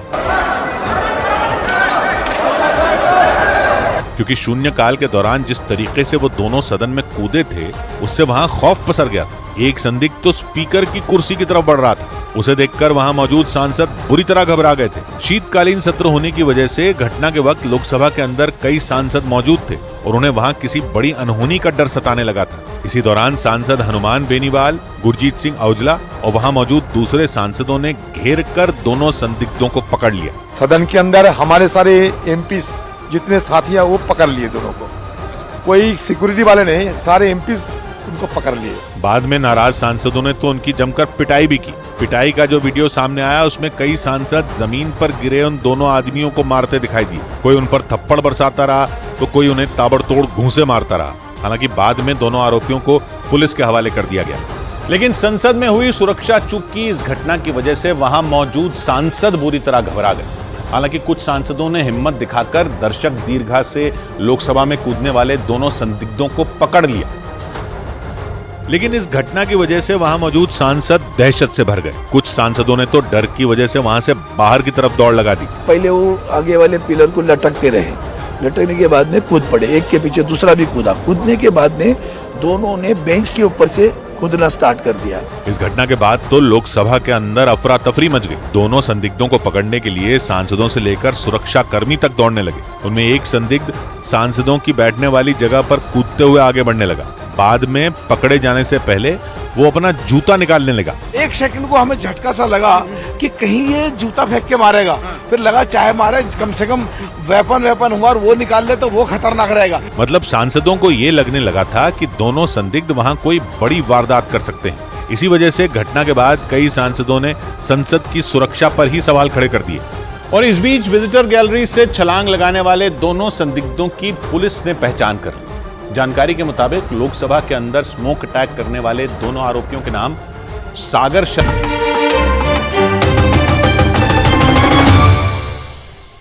और बड़ी खबर आई यूक्रेन की राजधानी कीव में हुए मिसाइल हमले से जुड़ी। रूस की फौज ने 3 दिन के अंदर वहां दूसरा जबरदस्त हमला कर दिया और रात के वक्त खतरनाक बैलिस्टिक मिसाइलें दागनी, जिसकी वजह से कीव के अलग अलग इलाकों में भयंकर धमाके सुने गए और वहां दहशत फैल गई। रूस के इस हमले में वहां 50 से ज्यादा लोगों के घायल होने की खबरें सामने आई।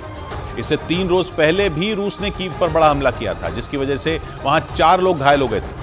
लेकिन पश्चिमी मीडिया के मुताबिक इस बार रूस की फौज ने कीव पर पहले से भी ज्यादा भीषण हमला कर दिया और उस पर 1 या 2 नहीं बल्कि कई बैलिस्टिक मिसाइलें एक साथ छोड़ दी, जिसकी वजह से कीव में दहशत फैल गई। रूस के इस हमले में वहां कई रिहायशी इमारतें तहस नहस हो गई। वहां से आए एक वीडियो में रूसी हमले के बाद एक इमारत में भीषण आग लगी नजर आई। उस इमारत का हर हिस्सा आग की लपटों से घिरा दिखाई दिया। इस भयंकर आग ने आसपास खड़ी गाड़ियों को भी अपनी चपेट में ले लिया। तेजी से फैल रही इस आग पर काबू पाने में दमकल कर्मियों के भी पसीने छूट गए। हालांकि कई घंटों की मशक्कत के बाद वो आग को बुझाने में कामयाब रहे। पश्चिमी मीडिया के मुताबिक पुतिन की फौज ने कीव पर 3 दिन के अंदर ये दूसरी बड़ी स्ट्राइक की और वहां एक साथ 10 बैलिस्टिक मिसाइलों से हमला बोल दिया, जिसकी वजह से रात के सन्नाटे के बीच कीव के कई इलाके जोरदार धमाकों से गूंज उठे और उन धमाकों की आवाज से आसपास के लोग सहम गए। हालांकि कीव के मेयर ने दावा किया कि रूस की ओर से दागी गई सभी मिसाइलों को यूक्रेन के सैनिकों ने एयर डिफेंस सिस्टम की मदद से हवा में ही बर्बाद कर दिया। लेकिन उन मिसाइलों का मलबा कीव के रिहायशी इलाकों में गिरने से वहां कई इमारतों के परखचे उड़ गए और इसकी वजह से उनमें रहने वाले लोगों पर दोहरी मुसीबत आ गई, क्योंकि यूक्रेन में भारी बर्फबारी हो रही है। ऐसे में आशियाना उजड़ने से वो लोग हाड़ जमा देने वाली ठंड के बीच रास्ते पर आ गए। रूस की मिसाइलों का कहर कीव के आम लोगों पर ही नहीं बल्कि वहाँ के अस्पतालों पर भी बरपा।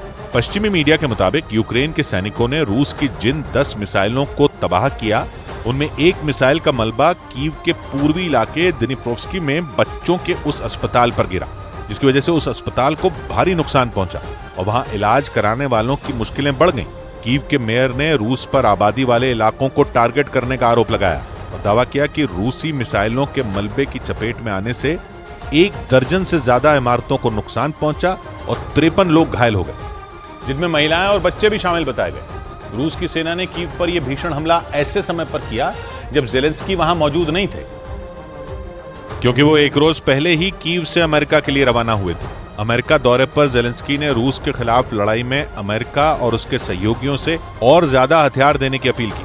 पश्चिमी मीडिया के मुताबिक ज़ेलेंस्की ने खास तौर से लंबी दूरी तक हमला करने वाले हथियारों और हवाई हमलों को रोकने वाले एयर डिफेंस सिस्टम की मांग की, और ऐसा इसलिए क्योंकि यूक्रेन में सर्दियां शुरू हो चुकी हैं और कई इलाके बेहिसाब बर्फबारी की चपेट में हैं। और भारी बर्फबारी के बीच जमीनी हमले करने में कई तरह की मुश्किलों का सामना करना पड़ता है। ऐसे में हवाई हमले ही सबसे ज्यादा कारगर माने जाते हैं और इसी बीच रूस ने कीव पर 3 दिन में 2 बड़े हवाई हमले करके ज़ेलेंस्की की चिंता बढ़ा दी। दावा किया गया कि इसीलिए ज़ेलेंस्की अमेरिका से ऐसे हथियारों की मांग कर रहे हैं जिनकी मदद से उनके सैनिक रूस के ठिकानों को दूर से ही बर्बाद कर सकें। उधर बड़ी खबर आई अमेरिका की इजराइल को दी गई चेतावनी से जुड़ी। इजराइल की गाजा में लगातार बमबारी से नाराज अमेरिका ने बेंजामिन नेतन्याहू को चेतावनी दे दी कि अगर उन्होंने गाजा पट्टी पर हमले बंद नहीं किए तो दुनिया के कई देशों से मिल रहे समर्थन को खो देंगे। मतलब ये कि हमास की जंग में जो देश इजराइल के साथ खड़े हैं वो उनके खिलाफ भी हो सकते हैं। माना जा रहा है कि इजराइल पर अमेरिका का गुस्सा इसलिए भड़का क्योंकि इजरायली सेना की कार्रवाई में गाजा में बड़े पैमाने पर बच्चों और महिलाओं की मौत हो रही है और इसी वजह से इजराइल के साथ साथ पूरी दुनिया में अमेरिका की भी किरकिरी हो रही है। ऐसे में अमेरिका दुनिया के सामने अपनी साख बचाने के लिए इजराइल के साथ सख्त रवैया अपना रहा है और अमेरिका के राष्ट्रपति बाइडेन की चेतावनी को इजराइल के लिए तगड़ा झटका माना जा रहा है। असल में अमेरिका इजराइल पर गाजा में आम लोगों को बचाने के लिए दबाव बना रहा है, यानी कि इजराइल को जंग में अगर पहले की तरह अमेरिका का साथ चाहिए तो उसे अपना रुख बदलना होगा, लेकिन इजराइल इसके सख्त खिलाफ है। उसकी सेना किसी भी कीमत पर गाजा पर हमले नहीं रोकना चाहती, इसलिए दोनों देशों के बीच दरार पैदा हो रही है।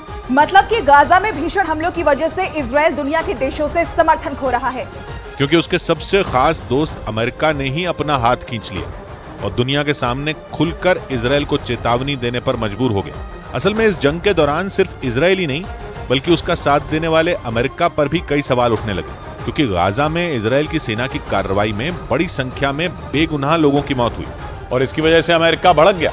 गाजा में इजरायल की सेना ने हमास से निपटने के लिए ताबड़तोड़ मिसाइलें दागी, लेकिन आरोप है कि अपनी कार्रवाई करने के दौरान इजरायल के सैनिकों ने वहां आम लोगों को भी नहीं बख्शा।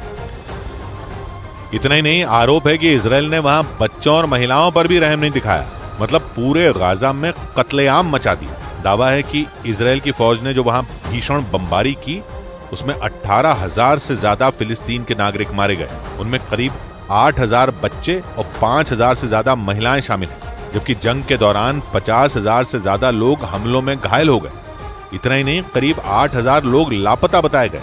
और बड़ी संख्या में हुई लोगों की मौत के बाद भी इजरायल की सेना रुकने का नाम नहीं ले रही है, क्योंकि जंग की शुरुआत में उत्तरी गाजा को निशाना बनाया जा रहा था, लेकिन 2 महीने बाद दक्षिण गाजा पर भी इजरायल के सैनिकों ने हमले तेज कर दिए और इन्हें रोकने के लिए अमेरिका ने मोर्चा खोल दिया। राष्ट्रपति बाइडेन ने यह साफ कर दिया कि अगर इजरायल ने हमले नहीं रोके तो जंग में वो अकेला पड़ जाएगा, क्योंकि सिर्फ अमेरिका ही नहीं बल्कि ब्रिटेन, फ्रांस, जर्मनी और ऑस्ट्रेलिया जैसे देश जंग की शुरुआत से ही हमास के खिलाफ इजरायल का खुलकर समर्थन कर रहे हैं। यानी कि अमेरिका की चेतावनी के बाद भी इजरायल ने अपना रवैया नहीं बदला, तो उसका साथ देने वाले ये देश भी उससे किनारा कर सकते हैं। और ऐसा होने पर इजरायल हमास के साथ साथ ईरान और उसके समर्थन वाले चरमपंथी संगठनों के खिलाफ अकेला पड़ जाएगा, क्योंकि ईरान तो इजरायल को हर मोर्चे पर घेरना चाहता है, इसलिए उसके समर्थन में खड़े अमेरिका को भी फूटी आंख देखना नहीं चाहता। इसका मतलब साफ है कि इजरायल को अकेला पाते ही ईरान और उसके समर्थन वाले चरमपंथी संगठन उस पर हमले करने से डरेंगे नहीं। असल में इजरायल को अमेरिका, ब्रिटेन और फ्रांस जैसे ताकतवर देशों का समर्थन मिल रहा है। इतना ही नहीं, जर्मनी, ऑस्ट्रेलिया, कनाडा और पोलैंड जैसे देश भी जंग में इजरायल के साथ खड़े हैं। लेकिन ईरान, लेबनान और सीरिया ने तो खुलकर हमास का साथ दिया। इसके अलावा कतर, तुर्की, जॉर्डन और यमन जैसे मुस्लिम देश जंग की शुरुआत से ही इजरायल की कार्रवाई का विरोध जताते आए हैं। ऐसे में यह माना जा रहा है कि अमेरिका इजरायल को चेतावनी देकर उसे आने वाले खतरों के लिए आगाह करना चाहता है। उधर बड़ी खबर आई लाल सागर में हूथी लड़ाकों के एक और बड़े हमले से जुड़ी। लाल सागर में जारी तनातनी के बीच हूथी लड़ाकों ने वहां नॉर्वे के एक जहाज पर क्रूज मिसाइल बरसा दी। उस जहाज पर तेल से भरे कई टैंकर थे, जिनमें कुछ टैंकरों में इस हमले के बाद आग लग गई। माना जा रहा है कि हूथी लड़ाकों ने यह हमला कर अमेरिका और इजरायल को एक बार फिर चुनौती दे दी। पिछले कई दिनों से हूथी लड़ाके लाल सागर से गुजरने वाले जहाजों को निशाना बना रहे हैं, और ये जानते हुए भी कि वहां अमेरिका समेत कई देशों के युद्धपोत तैनात हैं। यही नहीं, अमेरिका और इजरायल कई बार हूथी लड़ाकों को अंजाम भुगतने की धमकी भी दे चुके हैं। लेकिन उन धमकियों की परवाह किए बिना हूथी लड़ाकों ने लाल सागर में नॉर्वे के एक जहाज पर हमला कर दिया। अमेरिकी मीडिया के मुताबिक उन्होंने नॉर्वे के उस जहाज पर एंटी शिप क्रूज मिसाइल बरसाई। इस हमले से उस जहाज का एक हिस्सा आग की लपटों में गिर गया। वहां से आग की ऊंची ऊंची लपटें उठने लगी। हालांकि राहत की बात यह रही कि इस घटना में कोई घायल नहीं हुआ। खबरों के मुताबिक हूथी लड़ाकों ने यमन की समुद्री सीमा के नजदीक इस हमले को अंजाम दिया, और जो मिसाइल बरसाई गई वो यमन से दागी गई थी। यानी यमन की सीमा से जैसे ही नॉर्वे का वो जहाज लाल सागर में दाखिल हुआ, हूथी लड़ाकों ने उस पर अटैक कर दिया। उस जहाज पर तेल से भरे कई टैंकर थे, जिनमें कुछ टैंकर इस हमले के बाद आग की चपेट में आ गए और उन्हें भारी नुकसान पहुंचा। खबर है कि अमेरिका के युद्धपोत को भी इस हमले की भनक नहीं लगी, क्योंकि यूएसएस कार्नी समेत कुछ और अमेरिकी युद्धपोत उस इलाके में लंबे वक्त से तैनात हैं, और वो कई बार हूथी लड़ाकों के हमले को नाकाम भी कर चुके हैं। इसके बावजूद हूथी लड़ाकों ने लाल सागर में जंग के हालात बना दिए। ऐसा इसलिए क्योंकि 2 दिन पहले ही उन्होंने ये चेतावनी दी थी कि वो लाल सागर में न सिर्फ अमेरिका और इजरायल बल्कि दूसरे देशों के भी जहाजों पर हमला करेंगे। और इसका मतलब है कि हूथी लड़ाकों की वजह से लाल सागर जंग का नया मोर्चा भी बन सकता है। हूथी लड़ाकों को ईरान का समर्थन हासिल है, और आरोप है कि ईरान के इशारे पर ही वो लगातार वहां अमेरिका और इजरायल को भड़काने में जुटे हैं। एक दिन पहले ही हूथी लड़ाकों ने इजरायल पर हमला करने के लिए ड्रोन और मिसाइलें बरसाईं। हालांकि बाद में अमेरिका ने हूथी लड़ाकों के ड्रोन और मिसाइलों को मार गिराने का दावा किया।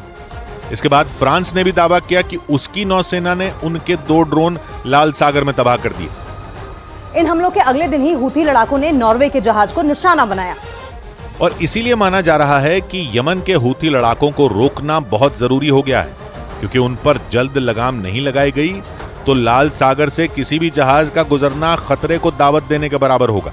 हूथी लड़ाकों की धमकी के बाद तो उस इलाके में खतरा और बढ़ गया और खबर है कि इस बड़े खतरे ने अमेरिका का भी सिरदर्द बढ़ा दिया है। अमेरिकी मीडिया का दावा है कि लाल सागर में हूथी लड़ाकों से निपटने के लिए बाइडेन सरकार एक संयुक्त नौसेना बनाने की तैयारी कर रही है ताकि दुनिया के सभी देश मिलकर हूथी लड़ाकों से निपट सकें। एक दिन पहले खबर आई कि इसी मकसद से अमेरिका एक संयुक्त नौसेना बनाने पर विचार कर रहा है और इस सेना का गठन होने के बाद उसे लाल सागर में तैनात करने की योजना है। यही नहीं, इस प्लान के तहत दुनिया के कई देश अपने युद्धपोत भी वहां तैनात कर सकते हैं। पूरी दुनिया इस मुद्दे को जल्द सुलझाना चाहती है क्योंकि लाल सागर दुनिया के सबसे व्यस्त समुद्री मार्गों में एक है और इस इलाके से दुनिया भर के कई देशों के बड़े मालवाहक जहाज गुजरते हैं। लेकिन गाजा पट्टी में इजरायल के सैन्य ऑपरेशन शुरू करने के बाद से ही वहां के हालात खराब हैं। इजरायल की कार्रवाई का विरोध कर रहे हूथी लड़ाकों ने लाल सागर को टारगेट बना लिया है। वो वहां से न सिर्फ इजरायल पर हमले की कोशिश करते हैं बल्कि इजरायल जाने वाले जहाजों को भी वो लगातार निशाना बना रहे हैं। और लाल सागर में बढ़ते खतरे को देखते हुए इजरायल की नौसेना ने वहां पहली बार अपने घातक युद्धपोतों की तैनाती कर दी। इनकी तैनाती ऐसे वक्त में की गई जब हूथी लड़ाके उस इलाके में इजरायल और अमेरिका के अलावा दूसरे देशों के भी जहाजों को निशाना बना रहे हैं और लाल सागर से गुजरने वाले जहाजों पर वो कई बार हमला भी कर चुके हैं।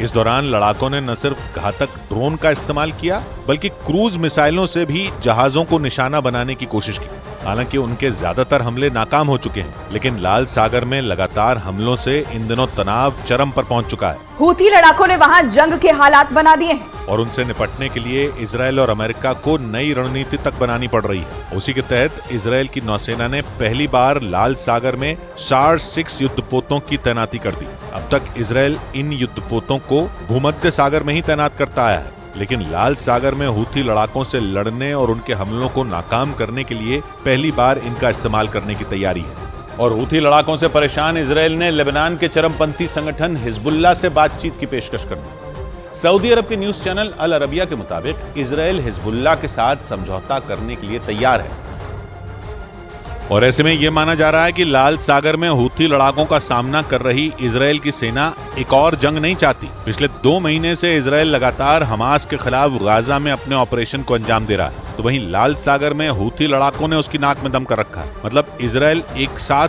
2 तरफ से घिरा है। इतना ही नहीं, हूथी लड़ाकों ने तो ये भी धमकी दे दी कि वो लाल सागर से किसी भी जहाज को गुजरने नहीं देंगे, क्योंकि हूथी लड़ाकों ने न सिर्फ इजरायल बल्कि अमेरिका, फ्रांस और दूसरे देशों के जहाजों को भी निशाना बनाया। और ऐसे में सबसे ज्यादा इजरायल पर खतरा मंडरा रहा है, क्योंकि इस बीच हिजबुल्लाह भी कोई कसर नहीं छोड़ रहा। असल में इजरायल का उत्तरी हिस्सा लेबनान से लगा है और वहां हिजबुल्लाह के लड़ाके इजरायल की सीमा से लगे इलाके में लगातार हमले कर रहे हैं और हिजबुल्लाह के हमलों से ये आशंका जताई जा रही है कि ये कहीं हमास की तरह ही खतरनाक न हो जाए। यानी हमास और हूथी लड़ाकों के बाद इजरायल हिजबुल्लाह से नहीं भिड़ना चाहता और इसलिए इजरायल हिजबुल्लाह के साथ समझौता करना चाहता है।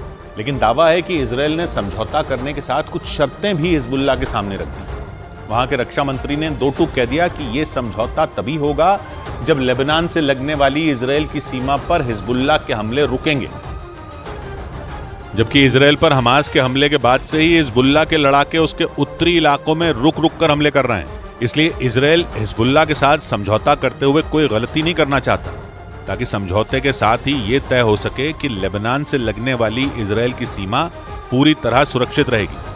मतलब इजरायल के साथ होने वाले समझौते के बाद इजरायल के उत्तरी इलाके पर किसी तरह के हमले नहीं होंगे।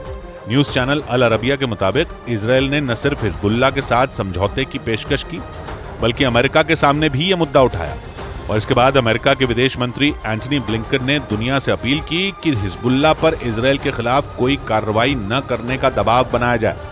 और हिजबुल्लाह के साथ होने वाले समझौते की खबर सामने आने के बाद ये माना गया कि हूथी लड़ाकों के हमलों की वजह से ही इजरायल जंग में बैकफुट पर दिख रहा है, क्योंकि पिछले हफ्ते ही इजरायल के प्रधानमंत्री बेंजामिन नेतन्याहू ने यह ताल ठोकी थी कि अगर हिजबुल्लाह हमलों से नहीं रुका तो वो लेबनान की राजधानी बेरूत को भी गाजा बना देंगे।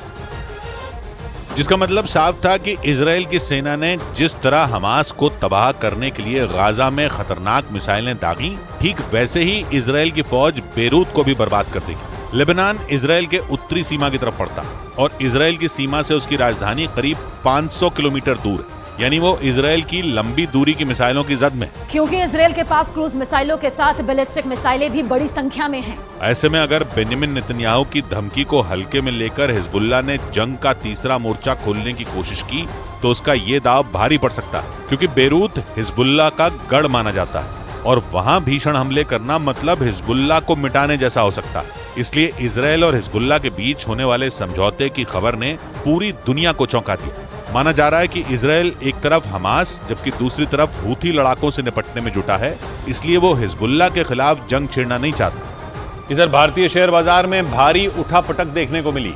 बाजार की शुरुआत कमजोरी के साथ हुई, कई सेक्टर के शेयरों में बिकवाली देखी गई। हालांकि पावर, रियल्टी, फार्मा और ऑटो सेक्टर के शेयरों में बाद में हुई खरीदारी ने इस नुकसान की भरपाई कर दी और इस वजह से बॉम्बे स्टॉक एक्सचेंज का सेंसेक्स 33 अंक चढ़कर 69,584 पर बंद हुआ, जबकि निफ्टी 19 अंकों के उछाल के साथ 20,926 के स्तर पर पहुंच गया। और शेयर बाजार की खबर तो आपको कई जगह मिल जाएगी, लेकिन शेयर बाजार का एक्सपर्ट आपको बनाएगा सिर्फ मनी कंट्रोल प्रो। राह में जो चल पड़े मोड़ों से घबराते नहीं, राह में जो चल पड़े मोड़ों से घबराते नहीं, मंजिलें पाए बिना हम लौट कर आते नहीं। 100 बात की एक बात कही जीत ने, कोठियों में ही बुला लेते हैं वे अपने शिकार, आज के सयाद जंगल में स्वयं जाते नहीं। मिलते हैं कल, घड़ी जब इशारा करेगी 9 बजे रात का, वक्त फिर होगा 100 बात की एक बात।